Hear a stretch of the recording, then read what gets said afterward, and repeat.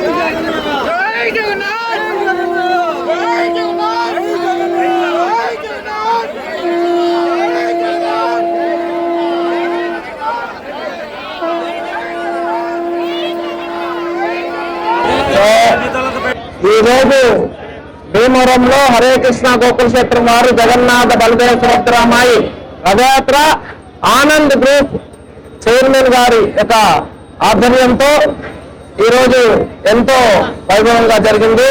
ఈ రథయాత్ర గురించి మనము కొంచెం తెలుసుకుంటాం. ఈ రథయాత్ర నుంచి ఈ రోజు కాదు, అన్ని పురాణాలు దీని గురించి ఘోషిస్తున్నాయన్నమాట. రథం చ వామనం దృష్ట్యా పునర్జన్మన విద్యతే అంటే రథం మీద ఉండే ఆ జగన్నాథుని చూసాము అంటే పునర్జన్మ ఉండదంటండి. అంత పవర్తో అంత శక్తివంతమైన ఈ రథయాత్ర. ఈ రథయాత్రలో మామూలుగా అందరూ ఉత్సవ విగ్రహాలు వస్తే ఈ రథయాత్రలో జగన్నాథు తను స్వయంగా అందరినీ చూడడానికి, చూడలేని వాళ్ళని కూడా చూడడానికి, అందరినీ కరుణించడానికి తనే స్వయంగా రథం మీద ఎక్కి వస్తున్నారండి. చూడండి, భగవంతుడు ఎంతో కరుణామయుడు. సమూహం సర్వభూతేషు, అందరంటే ఆయనకి ప్రేమ. ఈ రథయాత్ర దేనికి చిహ్నం అంటే ఒక ప్రేమ యాత్ర. ఈ ప్రేమకి చిహ్నం అన్నమాట. ఆ రథం మీద ఉంటే భగవంతుడు ఎంతో ఆనందంగా తన యొక్క భక్తులను చూడటానికి, వీక్షించడానికి, వీక్షిస్తూ వాళ్ళని కరుణిస్తూ అట్లా వస్తున్నాడన్నమాట. కుంటి మారాన్ని చెప్పిందనమాట. వివేచన పద శ్రద్ధ సుభక్షౌషధీరుగా వనాదేన విదంతో హేదంతే తమ వీక్షితై. ఎక్కడైతే భగవంతుడి యొక్క వీక్షణ ఉంటుందో, ఎక్కడైతే భగవంతుడు అందరిని వీక్షిస్తాడో ఆ ప్రాంతంలో సమృద్ధిగా అన్ని వనరులు చేకూరుతాయంటండి. కాబట్టి ప్రతి సంవత్సరము పూరిలో ఆషాఢ మాసంలో ఈ రథయాత్ర నిర్వహించబడుతుంది. ఈ రథయాత్ర ప్రత్యేకత ఏంటంటే, భగవంతుడు కృష్ణుడు బృందావనంలో ఉన్నారు కొన్ని రోజులు. ఆ 11-12 సంవత్సరాల తర్వాత బృందావనం నుంచి కృష్ణుడు మధుర వెళ్ళారు, మధుర నుంచి ద్వారకా వెళ్ళారు. తర్వాత ఆయన మళ్ళీ బృందావనం ఎప్పుడు రాలేదన్నమాట. ఆయన గోపికలకి ఏం చెప్పాడయ్యా అంటే, నేను వెళ్ళి కంసుని వధించి వచ్చేస్తాను, కంస వధం చేసి వచ్చేస్తానని చెప్పాడు. కానీ రాలేదు. కాబట్టి గోపికలంతా ఎంతో విరహంతో ఆ జగన్నాథుని చూడాలని, ఆ కృష్ణుని చూడాలని ఉన్నారన్నమాట. ఆ సమయంలో ఒకానొక సమయంలో సూర్యగ్రహణం ఏర్పడింది. ఆ సూర్యగ్రహణం కోసమని కృష్ణుడు కురుక్షేత్ర అనే ప్లేస్కి వెళ్ళి అందరూ కృష్ణుడు, బలరాముడు, సుభద్రామ్మవారు అదేవిధంగా అందరూ వెళ్ళినప్పుడు ఈ గోపికలు కూడా అక్కడికి వచ్చారన్నమాట. గోపికలు అక్కడ వచ్చినప్పుడు కృష్ణుడిని ఏమని కోరుకున్నారంటే, ఏమయ్యా నువ్వు వెళ్ళావు, మళ్ళీ వస్తున్నావు, రాలేదు, నువ్వు లేకపోతే నేను ఏదైనా జీవించే వాళ్ళం, జీవించడం మాకు కష్టము, కాబట్టి నేను వచ్చేసేయండి మాతో అని చెప్పి జగన్నాథుని ఆ కృష్ణుడిని ఆ గోపికలు బలవంతంగా తీసుకొని పోయే ఆ సన్నివేశం అన్నమాట ఇది.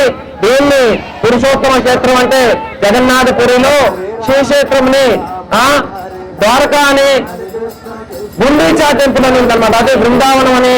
శ్రీక్షేత్రం నుంచి బృందావనంకి దేవుడు వెళ్తున్నాడని, దేవుడు ఎప్పుడైతే బృందావనంకి వెళ్తున్నాడో ఆయన కూడా చాలా సంతోషం అన్నమాట. ఇప్పుడు అందరిని వదిలేసి వచ్చారు, అందరి బంధువులు వదిలేసి వచ్చారు, చిన్ననాటి బంధువుల్ని అందరిని చూడడానికి వెళ్తున్నాడు, అందరిని కరుణించడానికి వెళ్తున్నాడు, ఎంతో ఆనందంగా ఉన్నాడు. అట్లాంటి ఆనందంగా ఉండే జగన్నాథుణ్ణి, రథం మీద కూర్చున్న జగన్నాథుని మనమంతా ఇప్పుడు తిలకిస్తున్నాం. అట్లాంటి జగన్నాథుడు, ఎంతో ఆనందంగా ఉండే జగన్నాథుడు మనందరినీ కరుణిస్తాడు, ఖచ్చితంగా కరుణిస్తాడు. అవశ్యరిష్టిదే కృష్ణ విశ్వాస పాలన. మనకు ఉండాల్సింది ఏంటంటే నమ్మకం. మనకు నమ్మకంగానే ఉందంటే, శ్రద్ధగానే ఉందంటే ఆ భగవంతుడు, ఆ రథం మీద ఉండే భగవంతుడు మనందరినీ కరుణిస్తాడు. కాబట్టి మీరందరూ ఎంతో భాగ్యవంతులు. ఎంత భాగ్యవంతులు అంటే ఆ జగన్నాథుడు, ఆ పూరిలో ఉండే జగన్నాథుడు మనం వెళ్ళి చూడలేకపోయినా ఆ పూరిలో ఉండే జగన్నాథుడు ఈ రూపంలో, ఈ విగ్రహ రూపంలో ఇక్కడికి వచ్చి మిమ్మల్ని అందరినీ కరుణిస్తున్నాడు. కాబట్టి అందరూ ఎంతో అదృష్టవంతులు. కాబట్టి జగన్నాథ రథయాత్రని తిలకించిన మీ అందరికీ ఆ జగన్నాథుడు, బలదేవుడు, సుభద్రాదేవి సుదర్శన ఆశీస్సులు ఉండాలని హరే కృష్ణ గోకుల క్షేత్రంలో, ఆ హరే కృష్ణ గోకుల క్షేత్రం తరఫున మేము భగవంతుణ్ణి ప్రార్థన చేస్తున్నాం అన్నమాట. అందరు చెప్పండి, హరే కృష్ణ హరే కృష్ణ కృష్ణ కృష్ణ హరే హరే, హరే రామ హరే రామ రామ రామ హరే హరే. జై జగన్నాథ్, జై బలదేవ, జై సుభద్ర, జై సుదర్శన, జై జగన్నాథ్ బలదేవ సుభద్రామయ్యకి జై.